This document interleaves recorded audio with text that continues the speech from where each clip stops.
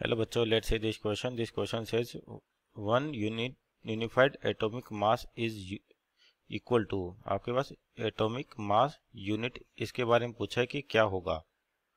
तो यहाँ पर जो एटॉमिक मास यूनिट लिख रखा है बेसिकली ये आपके पास जो मास सिस्टम होता है कि मास को डिफरेंट डिफरेंट टर्म्स में मेजर किया जाता है, डिपेंड करता है अकॉर्डिंग टू क्वांटिटी कि आपके पास कुछ हेवियर मास होते हैं, कुछ स्मॉलर मास होते हैं, उसके अकॉर्डिंग मास की जो यूनिट्स है वो अलग अलग तरीके से डिफाइन की गई हैं। ऐसा ही सिस्टम में मास किलोग्राम में होता है आपके पास। मान लीजिए बहुत ही स्मॉलर मास तो उसको डिफरेंट तरीके से मेजर किया जाता है। यहाँ पर उसी की एक डेफिनेशन है। तो पहले तो की कॉन्सेप्ट लिखें, तो की कॉन्सेप्ट होगा आपके पास terms used in measurement of mass. In mass measurement कह सकते हैं, मेजरमेंट ऑफ मास मेजरमेंट। तो आपके पास यहाँ देखा एटॉमिक यूनिट मास जिसको अपन क्या कहते हैं AMU।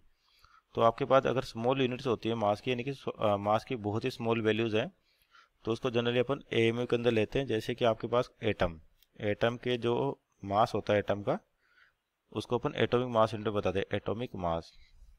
यानी कि AMU यानी कि एटॉमिक मास यूनिट किसके लिए यूज़ करती है, एटॉमिक मास के लिए यूज़ की जाती है। तो जैसे अपने पास रिप्रेजेंट कैसे करते हैं किसी भी एटम को, ZXA। तो यहाँ पर Z तो क्या होता है आपका एटॉमिक नंबर होता है, एटॉमिक नंबर।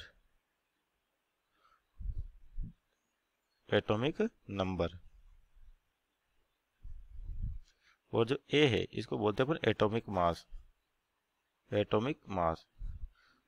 तो एटॉमिक मास यूनिट इसी स्मॉल मास को मेजरमेंट के लिए डिफाइन की गई है। क्या डेफिनेशन होती है 1 AMU की एटॉमिक मास यूनिट की, कि आपके पास 1/12 of mass of one atom of C12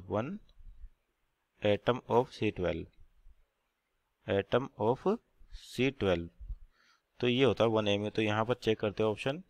तो ऑप्शन नंबर ए आपका गलत हो गया। B 1/12 of mass of 12 atom, तो ये तो गलत हो गया। 1/12 of the mass of 1 atom of C12 means option number C is our right answer. और 1 AMU किसके बराबर आता है आपके पास, जो 1 AMU है मास ऑफ प्रोटॉन के बराबर लगभग।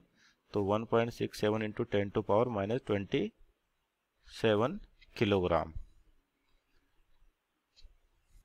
Hope you understood well. Best of luck.